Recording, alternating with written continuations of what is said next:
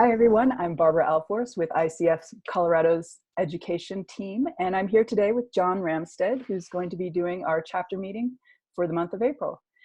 Welcome, John. How are you doing? I'm doing great, Barbara. Sitting here in my home office. I know I usually work out of home, but now I have to. Right. And it's definitely been a change, probably for all of us. Yeah.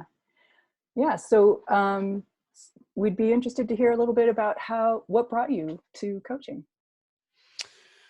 Okay, that's a long story that I'll make short. It was 8 years ago. I was involved in an accident that put me in the hospital for 2 years. I was at Craig Hospital here in Denver with a severe brain injury, required 23 surgeries. What happened to me should not have been survivable. As I was recovering and coming out of that, I only could work a few hours per week.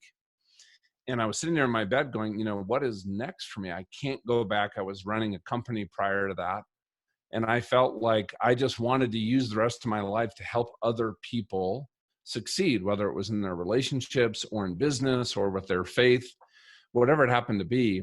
And that was on a Saturday as I really realized that that's what I wanted to do. And on Monday, Barbara, I was sitting down with a friend of mine, and they were CEO of a company, and they said, hey, here's what's going on with my business and my family and the stuff I want to do in the community. And I feel like I only have excellence in one area at a time, and I can't get them all to work together, but the answer is just in front of me. So I'm going to hire a coach. And then he goes, John, if you ever become a coach, I'll be your first client. And I said, Greg, that is awesome. What's a coach?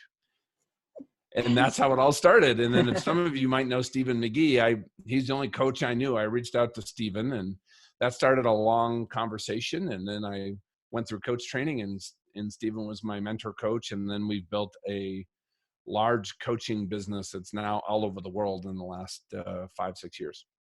Great. That's an amazing story. So what do you find especially energizing about the work?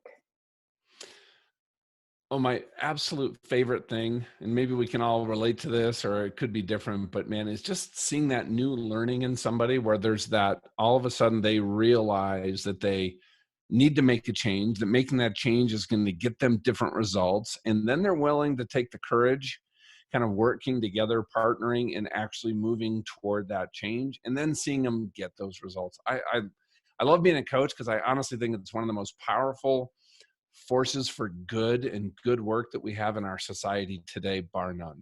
Wow. So we'll have a virtual event on April 9th. And Yes. so what can our attendees expect from that event?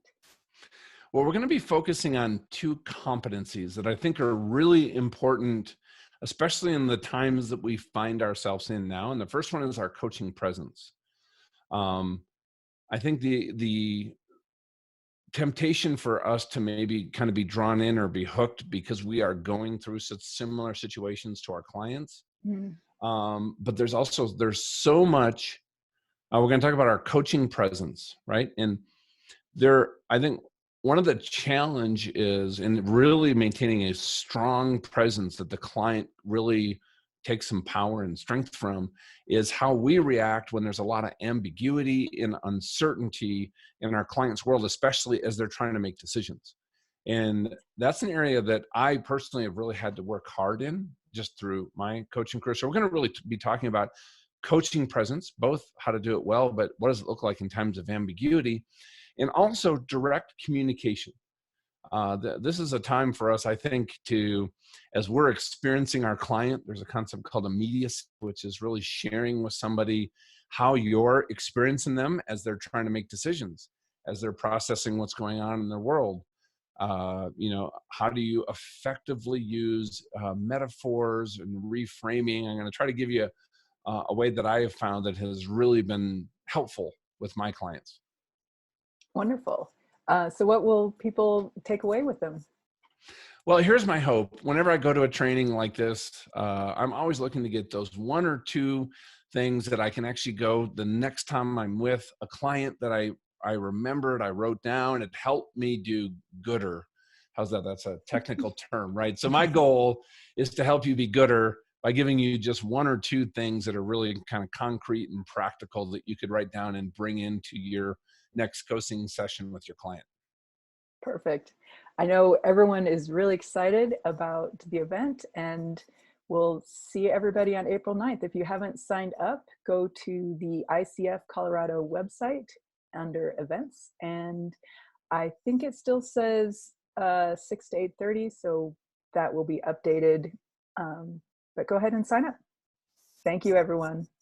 Bye. See ya.